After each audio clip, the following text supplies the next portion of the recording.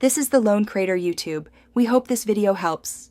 In this video, I will explain how to use your Walmart deep fryer, a full guide. First, always prioritize safety when operating any kitchen appliance, especially with hot oil. Place your fryer on a stable, flat surface away from water sources and keep the power cord out of the way. Never exceed the maximum oil fill line, which is clearly marked inside your fryer, preventing spills and ensuring safe operation. Before you begin, thoroughly inspect your deep fryer for any damage to the unit or its electrical cord. Select an appropriate oil with a high smoke point, such as peanut, canola, or vegetable oil, as these are best for deep frying.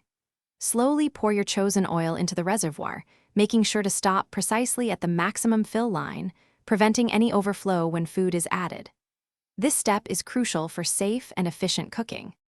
Now, plug in your fryer and set the temperature control according to your recipe's requirements. Most fried foods cook best between 350 and 375 degrees Fahrenheit. Give the oil ample time to preheat completely. This can take around 10 to 15 minutes. If your fryer doesn't have a temperature ready light, use a reliable food thermometer to confirm the oil has reached the target heat. When the oil is ready, carefully lower small batches of food into the hot oil using the fryer basket. Do not overcrowd the basket, as this will drop the oil temperature and result in greasy food. Fry for the recommended time, usually between 3 and 8 minutes depending on the item, until golden brown and thoroughly cooked. Lift the basket and allow excess oil to drain before removing the food. Thanks for watching. Consider subscribing if we helped you.